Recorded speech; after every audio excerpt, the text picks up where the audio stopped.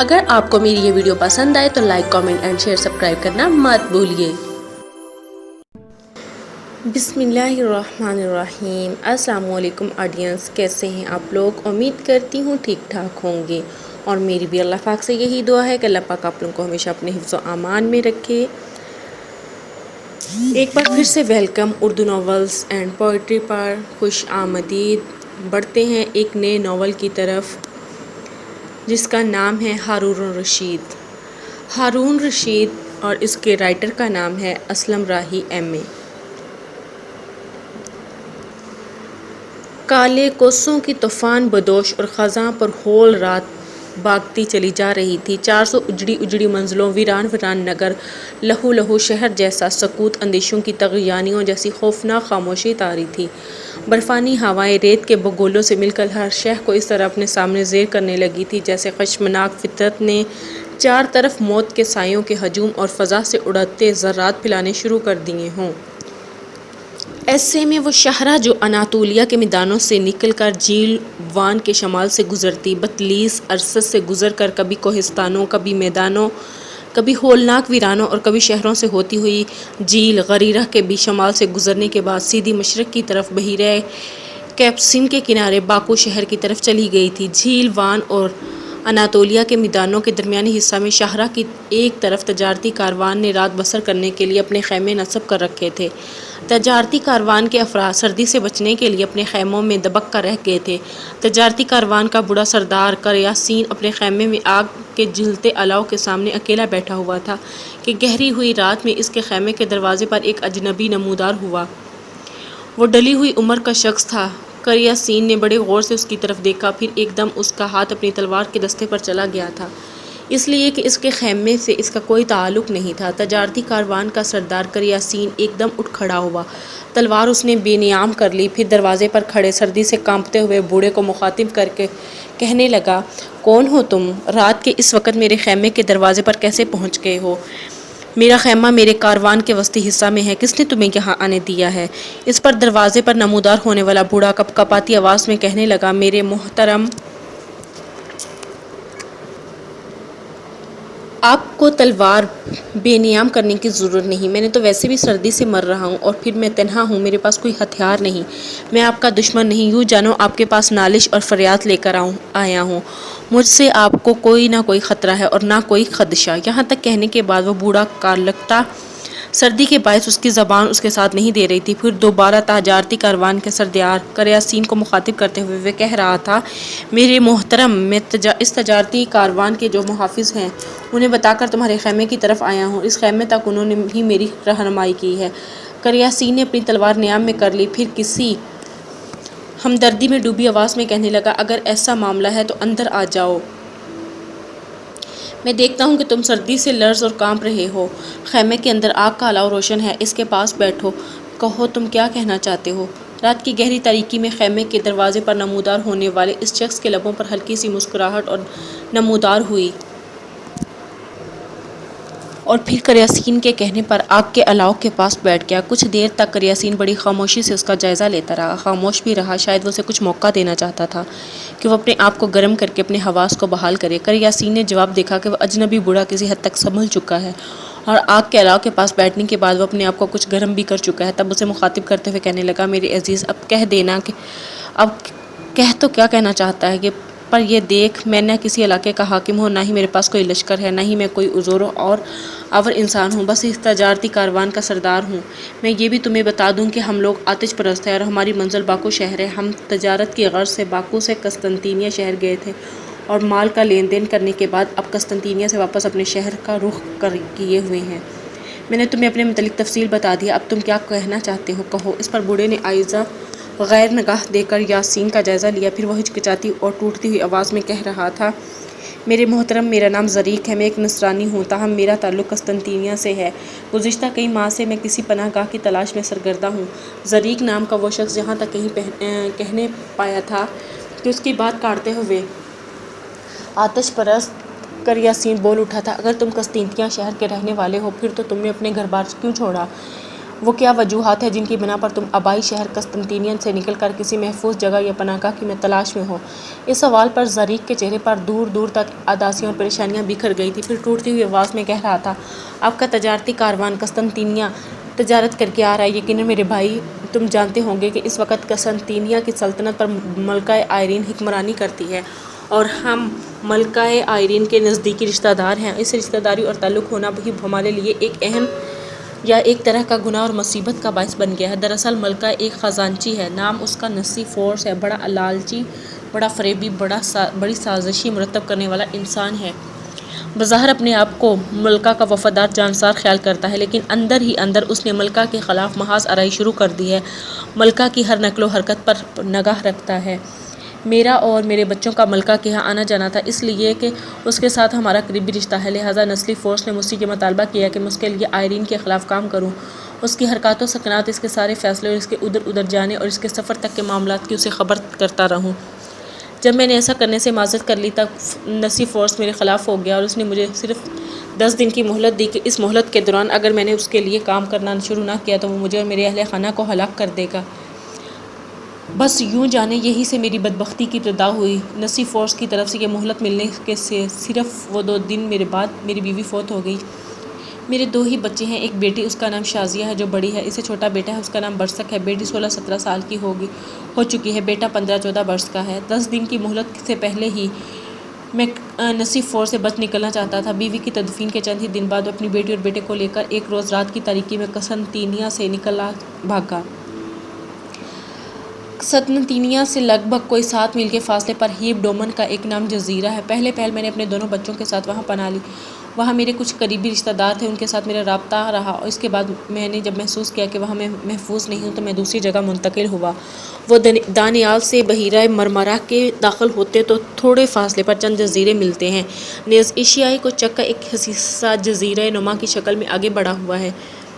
پرانے حصے کو کنریکس اور رودوت ناموں سے پکارا جاتا ہے۔ ہم نے اس تنگاتھائی میں پناہ لی۔ ہمارے پاس کافی رقم تھی، قیمتی اشیاء اور جواہرات بھی تھی جن کی بنا پر اخراجات چلانے میں ہمیں کوئی دقت پیش نہ آئی۔ اسی دوران ہمارے جو رشتہ دار تھے انہوں نے ہمیں اطلاع دی کہ بحیرہ کیسپیئن کے کنارے باکو شہر کے آتش پرستوں کا ایک تجارتی کاروان قسطنطنیہ میں داخل ہوا اور چند روز تک وہ واپس جائے گا۔ لہٰذا اس تنگنائی سے نکل کر ہم نے اناطولیہ کے میدانوں کا رخ کیا۔ جس وقت آپ کے تجارتی کاروان نے مشرق کی سمت پیش قدمی کی تو ہم تینوں باپ، بیٹی اور بیٹا آپ کے پیچھے پیچھے ہو لیے۔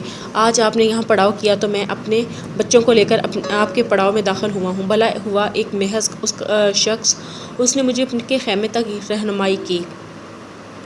یہاں تک کہنے کی بعض زریق جب رکا تو بڑی فکر مندی سے اس کی طرف دیکھتے ہوئے کریاسی نے پوچھ لیا، اگر یہ معاملہ ہے تو تمہاری بیٹی اور بیٹا کہاں ہیں؟ زریق نے بڑے دکھ بھرے انداز میں اس کی طرف دیکھا، پھر کہنے لگا، محترم کریاسین، میری بیٹی اور بیٹا دونوں اس وقت آپ کے خیمے سے باہر کھڑے ہیں۔ پہلے میں خود آپ کی خدمت میں حاضر ہو کر آپ کے لیے پناہ کی التجا کرنا چاہتا تھا اور مثبت جواب ملنے کی صورت میں چاہتا تھا کہ اپنی بیٹی اور بیٹا دونوں کو اندر بلاؤں۔ اس پر کریاسین کے چہرے پر ناپسندیدگی کے آثار نمودار ہوئے۔ ایک دم وہ اٹھ کھڑا ہوا اور کہنے لگا، زریق، تم نے اپنے بیٹے اور بیٹی پر بڑا ظلم کیا۔ یاد رکھو میں بھی 2 بیٹیوں کا باپ ہوں، ایک کا نام نایاز، دوسری کا نام ناہیہ ہے۔ مجھے بچوں کی تکلیف کا احساس ہے۔ اٹھو، پہلے تمہاری بیٹی اور بیٹے کو اندر لاتے ہیں۔ زریق فوراً اٹھ کھڑا ہوا۔ یاسین ہاتھ پکڑ کر کہنے لگا، آپ کی بڑی مہربانی اور شکریہ، جس طرح کا برتاؤ آپ میرے ساتھ کر رہے ہیں میں سمجھتا ہوں میں محفوظ جگہ آیا ہوں۔ آپ بیٹھے، میں اپنی بیٹی اور بیٹے کو اندر لاتا ہوں۔ کریاسین بیٹھا نہیں، آگ کے جلتے الاؤ کے پاس کھڑا رہا جبکہ زریق بڑی تیزی کے ساتھ خیمے سے نکلا تھا۔ تھوڑی ہی دیر بعد زریق نے اپنی بیٹی شازیہ اور بیٹے برسک کو لے کر یاسین کے خیمے میں داخل ہوا۔ کریاسین نے دیکھا کہ شازیہ حلاوت اور ملاحت و بڑی امنگوں کی تازگی جیسی خوبصورت کلیوں اور پھولوں کی لدی سچائیوں کی تمطاہٹ جیسی حسین رس بھری پنکھڑیوں کی لطافت بھری شبنمی اداؤں جیسی پرجمال تھی۔ اس کا شگفتہ جیسے صحرا صبح کی آغوش میں گنچے چمک گئے ہوں۔ اس کا نازک جسم، چمکتی سرخ باہیں، حسین گلابی گردن، دراز پلکوں والی خوبصورت گہری نشیلی آنکھیں، چمکتے گلابی لب، مسکراتے سرخ عارضی اس وقت کی شہنشین برہمہ برق کی شوخی ہمہ سحر کی مستی بنائے ہوئے تھے۔ اس کا شباب بھڑکتا شعلہ جوانی کڑکتی برق کی مانند تھی۔ خیمے میں داخل ہونے کے بعد اس نے کریاسین سے جب سلام کیا تب کریاسین کو اس کی آواز سن کر ایسے لگا جیسے پھولوں میں سما کر ہوائیں گنگنا رہی ہوں یا رات کے سکوت میں کاروانوں کی انگن چرس بجے اٹھ رہے ہوں۔ یا سوئے ہوئے ہزاروں راگ اپنی خوابیدگی سے اٹھ کر بیداری سے بغلگیر ہونے لگے ہوں۔ قریاسین دونوں کے ساتھ بڑی محبت اور چاہت کے ساتھ پیش آیا، پھر دونوں کو خیمے میں آگ کے جلتے ہوئے الاؤ کے پاس اپنے آپ کو گرم کرنے کے لیے کہا تھا۔ ساتھ ہی اس نے زریق کو مخاطب کیا، میرے عزیز تمہاری سواریاں کہاں ہیں؟ زریق پھر کر یاسین کی طرف دیکھتے ہوئے کہنے لگا، ہم تینوں کے پاس 2 ہی گھوڑے تھے، بلکہ ہیں ایک پر میں، دوسرے پر یہ دونوں بہن بھائی بیٹھ کر سفر کرتے آ رہے ہیں۔ گھوڑے آپ کے خیمے سے باہر کھڑے ہیں۔ اس پر کر یاسین نے آواز دے کر کسی کو بلایا۔ تھوڑی دیر بعد ایک نوجوان خیمے میں داخل ہوا۔ اسے مخاطب کرتے ہوئے کر یاسین کہنے لگا، خیمے سے باہر جو 2 گھوڑے ہیں انہیں کاروان کے دوسرے گھوڑوں کے ساتھ باندھ دو، اور گھوڑوں کے ساتھ جو سامان بندھا ہے وہ میرے خیمے میں لے آؤ۔ یہ میرے مہمان ہیں، انہیں تجارتی کاروان کی خبر ہوئی اور مجھ سے ملنے یہاں چلے آئے۔ اس پر وہ نوجوان خیمے کے ایک طرف گھوڑوں کی طرف گیا۔ گھوڑوں کے ساتھ بندھا ہوا سارا سامان اس نے خیمے میں لا کر پھر وہ دونوں گھوڑوں کو پکڑ کر لے گئے تھے۔ اس بار زریق کو مخاطب کرتے ہوئے کر یاسین پھر کہنے لگا، لگتا ہے تم تینوں نے بھی ابھی تک کھانا نہیں کھایا۔ زریق چونک پڑا، کہنے لگا، ایسی کوئی بات نہیں، ہم تینوں کھانا کھا چکے ہیں، ہم کو صرف رات بسر کرنے کے لیے جگہ چاہیے تھی، اس کے بعد ہمیں پناہ گاہ کی بھی تلاش تھی۔ اگر آپ برا نہ مانیں تو آپ کے تجارتی کاروان میں رہتے ہوئے ہم بھی یہاں سے بہت دور کسی اچھی پناہ گاہ کی طرف چلے جائیں گے، یہاں ہم کم از کم نسی فورس کے ظلم و ستم سے محفوظ رہیں۔ اس پر کر یاسین مسکراتے ہوئے کہنے لگا، میرے عزیز تمہیں فکر مند ہونے کی ضرورت نہیں ہے، میں جانتا ہوں تم تینوں تھکے ہارے ہوگے، اس وقت تم تینوں بالکل آرام کرو، تمہارے گھوڑوں کے ساتھ بندھے جو بستر ہیں خیمے میں لائے گئے ہیں یہ بچھا لو، خیمہ اس الاؤ کی وجہ سے گرم ہے، تینوں آرام کرو، صبح کاروان یہاں سے کوچ کرے گا۔ اگر تم پسند کرو تو میرے ساتھ باکو شہر چلو، میں تمہیں بتا دیتا ہوں کہ ہم گھر کے صرف 3 ہی افراد ہیں، ایک میں اور 2 میری بیٹیاں، ایک کا نام نیاز اور دوسری کا نام ناہیہ ہے۔ جب کبھی میں تجارت کے لیے نکلتا ہوں تو اپنی دونوں بیٹیوں کو ان کے ماموں کے ہاں چھوڑ آتا ہوں جو باکو شہر ہی میں قیام رکھتا ہے۔ میں سمجھتا ہوں کہ اگر تم تینوں میرے ساتھ باکو چلو تو میرے خیال میں کم از کون سی فروز کی گرفت سے باہر ہو جاؤ گے۔ جب تک کر یاسین بولتا رہا زریق خاموش رہ کر سنتا رہا، تاہم اس کے چہرے پر اطمینان کے تاثرات تھے۔ کر یاسین اس کے خاموش ہونے پر بول اٹھا، اگر ہمیں آپ اپنے ساتھ باکو شہر لے جائیں تو میں سمجھتا ہوں یہ آپ کا ہم پر بڑا احسان ہوگا، وہاں یقیناً ہم محفوظ ہوں گے، اور اگر آپ کے ہاں جگہ کی تنگی ہوئی تو ہمارے پاس اس قدر سرمایہ ہے کہ وہاں رہتے ہوئے اپنے لیے کوئی اچھی رہائش گاہ بھی خرید سکتے ہیں۔ یہاں تک کہنے کے بعد زریق لمحہ بھر کے لیے رکا، اس کے بعد دوبارہ کر یاسین کی طرف دیکھتے ہوئے کہنے لگا، محترم کر یاسین، اگر آپ کے ہاں رہتے ہوئے حالات نے ہمارے ساتھ سازگاری کا مطالعہ کیا تو ہم اپنی اصل منزل کی طرف نکل جائیں گے۔ اس موقع پر کر یاسین نے بڑے غور سے زریق کی طرف دیکھا، پھر کسی قدر خدشات کا اظہار کرتے ہوئے اس نے پوچھا، تمہاری اصل منزل کیا ہے؟ کیا تم اپنی بیٹی اور بیٹے کو خطرات میں ڈالنے کے لیے پھر قسطنطنیہ کا رخ کرو گے؟ اس پر زریق کے چہرے پر تلخ سی مسکراہٹ نمودار ہوئی، کہنے لگا، میں ایسی حماقت کیوں کرنے لگا؟ کر یاسین، میرے محترم، ہماری اصل منزل بغداد شہر ہے۔ بغداد میں مسلمانوں کے خلیفہ ہارون الرشید جو درباری طبیب ہیں وہ میرے عزیزوں میں سے ہیں، نام اس کا جبریل ہے۔ میں نے قسطنطنیہ سے نکل کر ارادہ کیا تھا کہ اپنی بیٹی اور بیٹے کو لے کر بغداد کا رخ کروں گا۔ جبرائیل میرا قریبی عزیز ہے، وہ میری بہترین حفاظت کا سامان کر سکتا ہے، لیکن ہائے بدقسمتی کہ میں ایسا نہیں کر سکا، اس لیے کہ قسطنطنیہ کے خزانچی اور ہمارے بدترین دشمن فورس کو علم ہے کہ بغداد میں میرے کچھ عزیز رہتے ہیں، لہذا اس نے بغداد کی طرف لے جانے والے راستوں کی ناکہ بندی کر دی تھی۔ اس پناہ میں ادھر کا رخ نہیں کر سکا، چھپتا چھپاتا رہا، ورنہ اب تک میں بغداد پہنچ کر اپنے بیٹے اور بیٹی کو دونوں کو محفوظ کر چکا ہوتا۔ اب حالات اگر مجھے اور میرے بچوں کو اپنے ساتھ لے جانا چاہتے ہیں تو میں سمجھتا ہوں کہ ہو سکتا ہے اسی ذریعے سے کبھی نہ کبھی ہم اصل منزل تک پہنچنے میں کامیاب ہو جائیں گے۔ زریق کہتے کہتے خاموش ہو گیا۔ کر یاسین کچھ دیر خاموش رہ کر سوچتا رہا، پھر کہنے لگا، جو کچھ تم نے کہا یہ درست ہے، پر تمہیں فکر مند ہونے کی ضرورت نہیں ہے۔ باکو شہر جا کر میرے ہاں قیام کرو۔ باکو شہر سے اکثر و بیشتر تجارتی کاروان بغداد اور دوسرے شہروں کا رخ کرتے ہیں۔ اگر کوئی ایسا کاروان جانے والا ہوا تو میں تم تینوں کو اس کے ساتھ باکو سے مسلمانوں کے خلیفہ ہارون الرشید کے کچھ مسلح دستے اس علاقوں کا محاصر لے کر بھی بغداد کی طرف جاتے ہیں۔ اگر کبھی ایسے لوگ تیار ہوئے تو ان کی منت محتاجی کر کے میں تمہیں ان کے ساتھ کر دوں گا۔ بہرحال فکر مند اور پریشان ہونے کی ضرورت نہیں، میں تمہیں یقین دلاتا ہوں کہ میں جلد یا دیر تم تینوں کے بحفاظت بغداد جانے کے انتظامات ضرور کروں گا۔ یہاں تک کہنے کے بعد کر یاسین رکا، پھر دوبارہ وہ زریق کو مخاطب کرتے ہوئے کہہ رہا تھا، دیکھو تمہارے بستر تمہارے پاس ہیں، میں جانتا ہوں تم تینوں تھکے ہارے ہو اور پھر سردی کے بھی مارے ہوئے ہو، ایسا کرو کہ خیمے کی ایک طرف اپنے بستر لگاؤ اور آرام کرو۔ شازیہ اور بریک دونوں بہن بھائی فوراً اٹھ کھڑے ہوئے، اپنے بستروں کو کھولا، دونوں بستر قریب لگائے۔ ایک بستر کے اندر شازیہ گھس گئی تھی اور دوسرے میں خود زریق اور اس کا بیٹا برسک آرام کرنے لگے تھے۔ اگلے روز صبح آتش پرستوں کی اس تجارتی کاروان نے بحیرہ کیسپیئن کے کنارے باکو شہر کی طرف کوچ کر لیا۔ کاروان نے ابھی چند میل کا فاصلہ طے کیا تھا کہ کاروان کے اندر سے دو گھوڑا سوار اپنے گھوڑوں کو دوڑاتے ہوئے کریاسین کے گھوڑے کے دائیں بائیں آئے۔ کریاسین کے پیچھے ایک گھوڑے پر شازیہ سوار تھی، دوسرے پر زریق اور بریک دونوں باپ بیٹا بیٹھے ہوئے تھے۔ جس پر گھوڑے پہ شازیہ تھی وہ ان کا اپنا تھا اور دوسرا گھوڑا کریاسین نے انہیں مہیا کر دیا تھا، اس لیے کہ ان کا اپنا دوسرا گھوڑا لاغر تھا۔ جو دو جوان اور اسی طرح یہ لڑکی آپ کے ساتھ تھی نا، وہ بوڑھا اور لڑکا یہ کہاں سے آئے ہیں؟ کریاسین نے بڑے غور سے اس نوجوان کی طرف دیکھا، پھر کہنے لگا، شیرو، ان کبھی کبھی ایسے معاملات بھی رونما ہو جاتے ہیں جن کی انسان امید اور توقع نہیں کر سکتا۔ دراصل یہ تینوں میرے جاننے والے نہیں ہیں۔ اس کے بعد کریاسین نے اختصار کے ساتھ زریق، اس کے بیٹے اور اس کی بیٹی کے متعلق تفصیل کہہ دی تھی۔ یہ تفصیل سن کر شیروان اور اس کا ساتھی دونوں ایک دوسرے کی طرف دیکھتے ہوئے مسکرائے۔ پھر اس بار شیروان کی بجائے اس کا ساتھی کریاسین کو مخاطب کرتے ہوئے کہہ رہا تھا، کریاسین، ہم تاجر پیشہ لوگ ہیں، تم نے ان تینوں کے ساتھ تجارتی معاملہ نہیں کیا۔ ایک ہمدرد انسان کا تو مظاہرہ کر دیا، لیکن ان کے سلسلے میں اچھے تاجر ثابت نہیں ہوئے۔ دیکھو، ان کا تعلق شاہی خاندان سے ہے، ان کے ساتھ دو معاملے طے کرنا چاہیے تھا، یا تمہیں ان سے ان کی ساری پونجی مانگ لینی چاہیے تھی۔ یقیناً خالی ہاتھ نہیں نکلے ہوں گے، اس طرح تمہیں بہت کچھ حاصل ہو جاتا اور اس میں شاید ہم بھی حصے دار بن جاتے۔ اگر یہ تینوں ایسا نہیں کرتے تو کم از کم ان تینوں کو یہ دھمکی دے دیتے کہ تمہیں انہیں واپس قسطنطنیہ پہنچاؤ گے اور قسطنطنیہ کے خزانچی نسی فورس کے حوالے کر کے اس سے ان کے سلسلے میں منہ مانگا انعام طلب کرو گے۔ اس بار کریاسین نے دوسرے جوان کو مخاطب کرتے ہوئے کہنا شروع کر دیا، وہ فون میں تمہارے خیالات سے قطعی اتفاق نہیں کرتا۔ انسان اور انسانیت کے بھی کچھ تقاضے ہیں۔ کسی انسان کو یہ زیب نہیں دیتا کہ کسی دوسرے انسان کے لیے فریب کا سامان، شک و شبے کا بچھو، کالی زہریلی فطرت سانسوں کے تسلسل کو روکتا دھواں اور گناہوں کا عکس ثابت ہو۔ میرے عزیزو، اگر ہم کسی کے لیے زندگی کی خوشبو نہیں بن سکتے تو ہمیں یہ بھی حق نہیں پہنچتا کہ ہم کسی کے لیے اس کے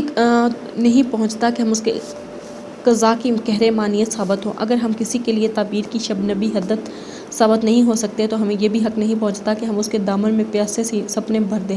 میرے عزیزو، اگر کسی کے ساتھ گلوں کی زبان میں گفتگو نہیں کی جا سکتی تو یہ بھی نہیں ہونا چاہیے کہ ہم اس کے خلاف نفرت کے نشتر حرکت میں لے آئیں۔ دیکھو، ہر قوم کی ہادی پر نگاہ دوڑاؤ، کسی نے انسان سے نفرت کرنے کا درس نہیں دیا، گویا تم اس کا اپدیش ہو یا عیسیٰ کا سرمن، زرتشت کا کلام ہو یا مسلمانوں کے محترم نبی کا پیغام، سب نے انسان سے محبت کرنے کا درس دیا۔ پھر تم لوگوں نے کیسے سوچ لیا کہ ان تین بے بس اجنبیوں کو دھوکہ دینا چاہیے؟ یہ ہماری پناہ میں آئے ہیں، پناہ دینا ایک ثواب کا کام ہے۔ میں تمہیں تنبیہ کرتا ہوں کہ آئندہ ان تینوں کے متعلق اس انداز میں کبھی نہ سوچنا۔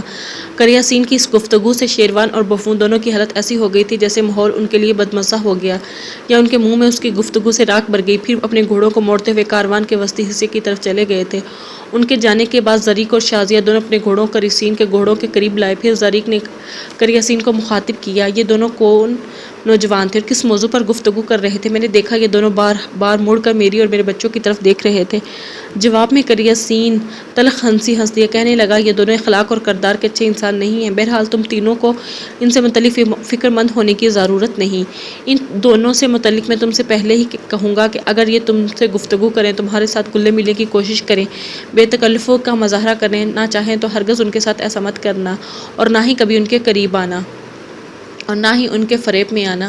زریق، شازیہ اور برسک تینوں سنجیدہ اور کسی قدر فکرمند ہو گئے تھے، تاہم سفر خاموشی سے جاری رہا۔ تجارتی کاروان ایک روز بحیرہ کیسپیئن کے کنارے باکو شہر میں داخل ہوا۔ کریاسین، زریق، شازیہ اور برسک تینوں کو لے کر اپنی حویلی میں داخل ہوا۔ اندر سے بھاگتی ہوئی وہ لڑکیاں نکل آئی تھیں۔ اتنی دیر تک کریاسین ہی نہیں، زریق، شازیہ اور برسک بھی اپنے گھوڑوں سے اتر چکے تھے۔ ان دونوں کی طرف اشارہ کرتے ہوئے کریاسین زریق، شازیہ اور برسک کو مخاطب کر کے کہنے لگا، یہ دونوں میری بیٹیاں ہیں، نایاز اور ناہیہ۔ میرا بیٹا کوئی نہیں ہے، بس یہ دونوں ہی میری پونجی ہے اور میری بیوی میری مر چکی ہے۔ اس کے بعد اپنے دونوں بیٹوں نایاز اور ناہیہ سے کریاسین نے زریق، شازیہ اور برسک کا بھی تعارف کروا دیا تھا۔ ناہیہ اور نایاز دونوں بہنیں بڑے پرتپاک انداز سے شازیہ اور اس کے بھائی برسک سے ملی۔ دونوں نے بھاگ دوڑ کر کے سارا سامان گھوڑی سے اتروایا، پھر سب کو وہ حویلی کے اندر طرف لے گئے تھے۔ اس طرح زریق، شازیہ اور برسک کو ایک طرح سے باکو شہر میں کریاسین کے ہاں پر سکون پناہ گاہ مل گئی تھی۔ زریق، شازیہ اور برسک کو کریاسین کے ہاں رہتے ہوئے چند دن ہو گئے تھے۔ ایک روز جبکہ کریاسین کسی کام کے سلسلے میں حویلی سے باہر گیا تھا، دروازے پر دستک ہوئی۔ اس وقت زریق اور برسک دونوں باپ بیٹا ایک کمرے میں بیٹھے آرام کر رہے تھے۔ ایک کمرے میں شازیہ، ناہیہ اور نیاز بیٹھی کسی موضوع پر گفتگو کر رہی تھی۔ جب حویلی کے دروازے پر دستک ہوئی تب ناہیہ اٹھ کر جب صحن میں آئی تو اس نے دیکھا کہ صحن میں اس سے پہلے ہی دروازہ کھولنے کے بعد برسک بیرونی دروازے کا رخ کر رہا تھا۔ ناہیہ بھی اس کے پیچھے پیچھے صدر دروازے کی طرف ہو لی تھی۔ برسک نے جب دروازہ کھولا تب اس نے دیکھا دروازے پر دونوں اوباش شیروان اور بوفون کھڑے تھے۔ برسک کو دیکھتے ہی ان دونوں کے چہرے پر خوشگوار اثرات نمودار ہوئے۔ پھر شیروان برسک کو مخاطب کرتے ہوئے کہنے لگا، عزیز برسک، کیا تمہارے باپ زریق اس وقت حویلی کے اندر ہی ہیں؟ ایک موضوع پر ہم ان سے بڑی اہم گفتگو کرنا چاہتے ہیں۔ تم ایسا کرو، ذرا انہیں حویلی کے دیوان خانے کی طرف بھیجو۔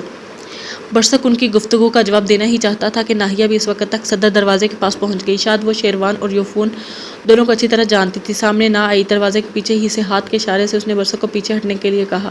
پھر شیروان کو مخاطب کرتے ہوئے کہنے لگی، میں محترم کریاسین کی بیٹی ناہیہ بول رہی ہوں۔ بابا اس وقت گھر پر نہیں ہیں۔ میں جانتی ہوں تم دونوں شیروان اور بوفون ہو۔ دیکھو، جب تک بابا گھر نہ ہو اس وقت تک ہم نہ تمہاری زریق سے گفتگو کروا سکتے ہیں نہ ہی کسی اور سے۔ تم کسی نہایت ہی اہم موضوع پر گفتگو کرنا چاہتے ہو۔ بابا اس وقت گھر سے باہر ہیں، وہیں ان سے گفتگو کر لینا۔ اور دیکھو، جب اس وقت ہمارے باپ گھر پہ نہ ہوں ہم یہ پسند نہیں کریں گے کہ تم ہماری حویلی میں داخل ہو۔ اس کے ساتھ ہی ناہیہ نے دروازہ بند کرتے ہوئے اندر سے زنجیر لگاتی تھی۔ ناہیہ نے برسک کا ہاتھ پکڑا اور اسے حویلی کے اندرونی حصے کی طرف لے جاتے ہوئے بڑی رازداری میں کہنے لگی، برسک میرے بھائی، تم ابھی چھوٹے ہو، معصوم ہو، یہ دونوں اچھے اخلاق اور کردار کے انسان نہیں ہیں۔ میں اور میری چھوٹی بہن نیاز ان دونوں کو پہلے سے جانتی ہیں، یہ انتہائی برے کماش کے لوگ ہیں۔ اور پھر بابا کے ساتھ راستے میں جو ان دونوں نے تم تینوں سے متعلق گفتگو کی، اس کی تفصیل بھی ہمیں بابا بتا چکے ہیں، لہٰذا ہم لوگ کسی بھی صورت یہ پسند نہیں کریں گے کہ یہ دونوں ہماری حویلی میں آئیں، تم سے شازیہ یا تم دونوں کے باپ سے کسی موضوع پر گفتگو کریں۔ جب تک ناہیہ بولتی رہی، برسک مسکراتے ہوئے اس بات میں گردن ہلاتا رہا۔ جب وہ حویلی کے برآمدے میں گئے تب انہوں نے دیکھا کہ شازیہ اور نیاز بھی کمرے سے باہر نکل آن کھڑی ہوئی تھی۔ ان کے پیچھے زریق بھی تھا۔ سبھی ایک کمرے میں بیٹھ گئے۔ پھر ناہیہ نے انہیں شیروان اور بوفون سے متعلق بتا دیا تھا۔ اتنی دیر تک دروازے پر پھر دستک ہوئی۔ ناہیہ پھر اٹھی لیکن برسک فوراً کھڑا ہو گیا اور کہنے لگا، میری بہن تم بیٹھو، میں خود دیکھتا ہوں کون ہے، تم فکر مند نہ ہو۔ اگر اس بار شیروان اور بوفون میں سے کوئی ہوا تو میں دروازہ نہیں کھولوں گا۔ تم جانتی ہو کہ دروازے کے اندر ایک سوراخ ہے، اس میں سے دیکھنے کے بعد میں دروازہ کھولوں گا۔ ناہیہ مسکرا دی۔ بڑے پیارے انداز میں اس نے برسک کا گال تھپتھپایا، پھر کہنے لگی، اچھا جاؤ دیکھو کون ہے۔ برسک بھاگتا ہوا جب صدر دروازے کی طرف گیا، دروازے کے سوراخ میں سے اس نے دیکھا کہ باہر کریاسین کھڑا تھا۔ اس نے جھٹ سے دروازہ کھول دیا۔ کریاسین اندر داخل ہوا۔ برسک نے دروازے کو اندر سے زنجیر لگا دی۔ پھر برسک کے ساتھ کریاسین اسی کمرے میں داخل ہوا جس میں سب لوگ بیٹھے ہوئے تھے۔ جب وہ ایک نشست پر بیٹھ گیا تب ناہیہ نے کریاسین کو بھی شیروان اور بوفون کی آمد کی اطلاع کر دی تھی۔ جواب میں کریاسین کچھ سوچتا رہا، پھر کہنے لگا، میری بیٹی، تم نے بہت اچھا کیا۔ آئندہ ان دونوں میں سے یا یہ دونوں کسی بھی وقت ہماری حویلی کی طرف آئیں، دروازے پر دستک دیں تو دروازہ نہیں کھولنا۔ دونوں اوباش ہیں، اپنے مفاد کی خاطر یہ کچھ بھی کر سکتے ہیں۔ بہرحال ان دونوں پر لعنت بھیجو۔ میں کسی بھی صورت یہ پسند نہیں کروں گا کہ یہ دونوں میری حویلی میں داخل ہوں۔ برسک شازیہ یا زریق کے متعلق کسی بھی قسم کی گفتگو کریں۔ یہاں تک کہنے کے بعد کریاسین جب خاموش ہوا تب بڑے خوشگن انداز میں اس کی طرف دیکھتے ہوئے زریق بول اٹھا، کریاسین میرے عزیز بھائی، ہم تینوں باپ بیٹا اور بیٹی کو یہاں رہتے ہوئے کئی روز ہو گئے ہیں۔ میں آپ لوگوں کو اپنی مذہبی روایات نبھاتے ہوئے بھی دیکھتا ہوں اور دل میں ایک جستجو، ایک تشنگی سی رہتی ہے کہ میں آپ سے آپ کے مذہب کے متعلق کوئی تفصیل جانوں کہ آپ کے مذہب میں آتش پرستی کیسے شروع ہوئی، آپ لوگوں کے بڑے بڑے آتش کدے کہاں ہیں، کیسے یہ تعمیر ہوئے، ان کے اندر کیسے اور کس انداز میں عبادت کی رسومات ادا کی جاتی ہے۔ جواب میں کریاسین تھوڑی دیر تک مسکرایا، پھر زریق کی طرف دیکھتے ہوئے کہنے لگا، زریق میرے بیٹے، آتش پرستی کی ابتدا یا اپنے مذہب کی آتش کدوں کے متعلق جس قدر میں جانتا ہوں آپ کو ضرور بتاؤں گا۔ کریاسین نے کچھ سوچا، پھر وہ سب کے سب باری باری دیکھتے ہوئے کہہ رہا تھا، زریق میرے بھائی، جس قدر میں جانتا ہوں اس کے مطابق ایران میں ہوشنگ نام کا ایک بادشاہ تھا۔ ایک دن وہ اپنے چند مصاحبوں کے ہمراہ کسی کوہستانی سلسلے کے اوپر تفریح تباہ کے لیے گیا ہوا تھا۔ انہوں نے دیکھا کہ انتہا درجہ کا خوفناک اژدہا وہاں نمودار ہوا جس کے منہ سے دھواں نکل رہا تھا اور سر پر دو آنکھیں خون کے کسی چشمہ کی طرح چمک رہی تھی۔ اس وقت بادشاہ اور اس کے مصاحب سارے نہتے تھے، لہٰذا اژدہے سے بچنے کے لیے سب نے ان پر سنگ باری شروع کر دی۔ کہتے ہیں اس سنگ باری سے وہ موذور خوفناک اژدہا تو ہلاک نہ ہو سکا، لیکن جب یہ پتھر جو ہوشنگ بادشاہ اور اس کے ساتھیوں نے کافی تعداد میں بڑی تیزی کے ساتھ پھینکے تھے، وہ جب بڑی چٹانوں سے لگاتار ٹکرائے تو وہاں آگ کی چنگاریاں چٹانوں سے نکلنے لگیں۔ یہ منظر دیکھ کر ہوشنگ انتہا کا حیران اور پریشان ہو کر رہ گیا۔ ہوشنگ کے دور میں آگ کی پرستش کرنے کی یہی ابتدا تھی۔ ہوشنگ کے بعد طاہورس ایران کا بادشاہ بنا اور اس کے بعد جمشید حکمران ہوا۔ اس کے دور میں مذہب کا عقلی طور پر احساس ہوا اور ایرانیوں نے جمشید کو نہ صرف فرما روا بلکہ ایک ربانی وجود تسلیم کر لیا۔ یوں جانو اس طرح جمشید خود بھی خدائی کا مدعی ہوا۔ اس طرح آتش پرستی جاری رہی یہاں تک کہ گشتہ سب ایران کا بادشاہ ہوا۔ یہ پہلا بادشاہ تھا جس نے خوارزم کے مقام پر آتش کدہ تعمیر کیا۔ اس آتش کدے میں آگ روشن کی گئی اور اس کی پرستش کا اہتمام کیا۔ بعد کے دور میں جتنے بھی آتش کدے تعمیر کیے گئے خوارزم کے اسی آتش کدے سے وہاں آگ کو منتقل کیا گیا۔ کرگیا سین رکا، پھر کچھ سوچتا ہوا دوبارہ کہہ رہا تھا، زریق میں یہاں بھی بتاتا چلوں کہ اس آتش پرستی سے پہلے ایرانیوں کا عقیدہ تھا کہ میں آباد نام کا ایک شخص ان کا ابو البشر یعنی بابا آدم پہلا بادشاہ اور پہلا پیغمبر تھا۔ اس زمانے کی بات ہے جس کو اصطلاحاً غیر تاریخی زمانے قبل اس تاریخ کہا جاتا ہے۔ کہتے ہیں کہ میں آباد کے زمانے سے ایک ذات مطلق کی عبادت ہوتی تھی اور ہزاروں سال تک توحید قائم رہی۔ پھر پیغمبری دور کے خاتمہ پر کفر و الحاد کا دور شروع ہوا۔ عہد قدیم میں ایران کے اندر جو پیغمبر آئے ان کے نام آباد افراد شاہی، گیلیوں اور پاسان بتائے جاتے ہیں۔ یہ یکے بعد دیگرے آئے کہ حالان شریعت تھے اور ان کے دور میں توحید زندہ رہی۔ ان پیغمبروں کے بعد یہ پہلا غیر پیغمبر حکمران کیومرث تھا۔ تاریخ میں اسے گل شاہ بھی کہا جاتا ہے۔ کہتے ہیں یہ صرف خدا کی بنجر زمین پر حکمران تھا۔ اس کے دور میں ایرانی ہنوز دنیا کی معمولی اور تمدنی ترقیوں سے بھی محروم تھے۔ اسی کیومرث نے پہاڑوں کے غاروں کو مسکن بنایا۔ جانوروں کی کھالوں سے اس نے اپنی ذات اور رعایا کے لیے لباس تیار کروائے۔ جانوروں کو مطیع و فرما بردار بنایا۔ اس کے خرد و نوش کا بھی سامان کیا۔ پھر آہستہ آہستہ توحید سے یہ لوگ دور ہوتے چلے گئے، یہاں تک کہ توحید کو چھوڑ کر ایران میں ستارہ پرستی کی ابتدا ہوئی اور اسی کو نصابی مذہب کہا جانے لگا۔ اس کی تفصیل کچھ اس طرح ہے کہ اس دور میں ایرانی 7 ستاروں کو انوار کا سایہ سمجھتے تھے اور ستاروں کو قبلۂ حاجات، مدبر عالم، مکرم بارگاہ یزداں جانتے تھے، اور ذات باری تعالیٰ سے متعلق خیال تھا کہ وہ ایک پیکر مجسم ہے اور افلاک فرشتے اور کواکب کو شکل و صورت ہے، اس مقدس ذات سے بہت ہی مشابہ اور قریب تو ہیں۔ اس طرح ایرانیوں کے ہاں 7 ستاروں کی پوجا ہونے لگی اور ان کی مورتیاں بنا کر مندروں کے اندر رکھی جانے لگی۔ سورج کو ان سب سیاروں کا شہنشاہ یعنی نیز اعظم خیال کیا جاتا تھا، لہٰذا سب سے پہلے آفتاب کی پوجا شروع ہوئی اور وہ نور مطلق قرار پایا۔ اور ایرانیوں کا یہ بھی عقیدہ تھا کہ انبیاء، اولیاء اور حکماء ان ستاروں کے روپ میں جلوہ گر ہوا کرتے تھے، اس لیے مذہب کے سرکردہ لوگوں نے ان 7 ستاروں کے نہ صرف نام رکھے بلکہ طبی خواص کے مطابق ان کے لیے علیحدہ علیحدہ ہیکل اور مندر بھی بنائے۔ اس طرح دن میں 3 مرتبہ مندروں کے اندر ان ستاروں کی پوجا پاٹ ہونے لگی اور ہر ستارے کے معبود پچاری بھی جدا ہوا کرتے تھے۔ ایک ستارے کا پجاری اور خادم دوسرے مندر میں جانے کا مجاز نہ تھا اور یہ ہیکل اور مندر پیکر داستان شیدان کہلاتے تھے۔ ایرانیوں نے اپنے قدیم دور میں جن 7 ستاروں کی پرستی شروع کی تھی ان کے نام کچھ اس طرح رکھے گئے۔ پہلے ستارے کا نام کیو1 رکھا گیا، اس کو زحل، سینچر اور سیٹرن کا نام بھی دیا گیا۔ دوسرے ستارے کا نام ہرمز رکھا گیا، اس کو برجیس، مشتری اور قاضی فلک بھی کہہ کر پکارا گیا۔ تیسرے ستارے کا نام بہرام رکھا گیا، اسے ریخل، منگل، جلاد، فلک اور مارس کا نام بھی دیا گیا۔ چوتھے ستارے کو آفتاب پکارا گیا، اسے ہود، خورشید، مہر، شمس، اوت اور سورج کا نام بھی دیا گیا۔ 5ویں ستارے کا نام ناہید رکھا گیا، جن دوسرے ناموں نے اسے پکارا گیا وہ نام زہرہ، سکر، متربع، فلک ہیں، اسے وینس بھی کہا گیا۔ 6 ستارے کو تیر کہہ کر پکارا گیا، اسے عطارد، بدھ، مئی، میر، منشئی، فلک اور مرکری کا نام بھی دیا گیا۔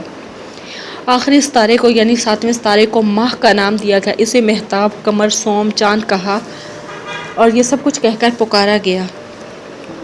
ہر ستارے کی مورتی دھات سے بنائی گئی تھی اور ہر ایک کی شکل و صورت، لباس، رنگ اور روپ خواص جداگانہ تھے۔ یہ مورتیاں مندروں میں اس وقت نصب کی جاتی تھی جو وقت ان ستاروں سے منسوب اور مخصوص کیا جاتا تھا۔ اس ستاروں میں عطارد کے پجاریوں کا دائرہ بہت وسیع خیال کیا جاتا تھا۔ اہل قلم، شمرا، اطبیاء، محاسب اور اعمال عطارد کے پجاری خیال کیے جاتے تھے۔ اس طرح تاجر، معمار اور خیاط بھی اس مندر میں جاتے تھے۔ زہرہ کا مندر عورتوں کے لیے مخصوص کیا جاتا تھا اور اس کی پروہستانی یعنی متنظمہ عورت ہی ہوا کرتی تھی۔ رات کے وقت کوئی مرد اس مندر میں داخل نہیں ہو سکتا تھا، اس میں صرف عورتیں جاتی تھیں۔ مندروں میں جانے والے صرف اسی رنگ کا لباس پہنا کرتے تھے جو رنگ دیوتاؤں کے لیے مخصوص تھا اور وضع بھی خاص ہوتی تھی، مگر کسی مندر کے لیے شاہانہ لباس تھا، کبھی کسی کے لیے صوفیانہ، کبھی کہیں رندانہ لباس مختص کیے گیا۔ مندر میں داخلہ کے وقت خاص آداب اور احترام ملحوظ رکھا جاتا، بلند آواز میں مندروں کے اندر بولنا منع تھا۔ کہتے ہیں ان 7 مندروں میں سورج دیوتا کا مندر سب سے بڑا تھا اور اس نے گنبد سونے کی اینٹوں کا تھا، دیواریں یا قوت الماس اور عقیق وغیرہ سے مرصع تھی، مورتی کندن یعنی طلائے احمر کی تھی اور مرد کی صورت میں اس کے 2 سرے تھے اور دونوں پر قیمتی تاج یا قوت سے مرصع تھے اور ہر ایک تاج میں موتی جڑے ہوئے تھے اور سواری میں ایک زبردست گھوڑا دکھایا جاتا تھا۔ اس مورتی کا چہرہ انسانی تھا جبکہ باقی جسم اژدہے کا بنایا جاتا تھا۔ دائیں ہاتھ میں چاندی کی ایک نلکی اور گردن میں جواہرات کا گلو بند ہوا کرتا تھا۔ تمام پجاری اور خادم زردہ پوش رہتے تھے، زربفت لباس پہنتے تھے، سنہری تاج یا قوت اور الماس سے مرصع ہوا کرتا تھا استعمال کیا جاتا تھا کہ کمر میں سنہری پٹکا باندھا جاتا تھا اور ہاتھوں میں طلائی انگوٹھیاں رکھی جاتی تھی۔ دوسرے درجے کا مندر چاند دیوتا کا تھا جس کا گنبد سبز رنگ کا ہوا کرتا تھا۔ اس کی مورتی کچھ اس طرح تراشی جاتی تھی کہ ایک انسان سفید بل پر سوار ہوا کرتا تھا جس کے سر پر تاج تھا اور تاج پر 3 سر نمایاں ہوتے تھے، ہاتھ میں کنگن اور گلے میں توق، اور دائیں ہاتھ میں ایک یاقوت کی نلکی اور بائیں ہاتھ میں ریحان کی ایک ڈالی ہوا کرتی تھی۔ اس مندر کے تمام پجاری سفید سبز پوش اور چاندی کی انگوٹھیاں پہنتے تھے۔ ہر مندر کے ساتھ ایک باورچی خانہ ہوا کرتا تھا جس میں ہر وقت دسترخوان بچھا رہتا تھا۔ اس طرح کے لطیف کھانے اور شربت تیار رہتے تھے جس وقت جس کا جی چاہے کھا سکتا تھا، کسی قسم کی روک ٹوک نہ تھی۔ اس طرح ہر مندر سے متعلق ایک شفا خانہ بھی ہوا تھا جس میں بیماروں کا علاج کیا جاتا تھا اور اس کے طبیب مندر کے پجاری ہوا کرتے تھے۔ یہ تو بڑے بڑے مندروں کے حالات تھے، ورنہ پوجا جاہ کے لیے ہر گھر میں ستاروں کی مورتیاں رکھی جاتی تھیں۔ جب تک ایران میں ستارہ پرستی قائم رہی، اس وقت تک کسی نے آگ کی پوجا کو اہمیت نہ دی۔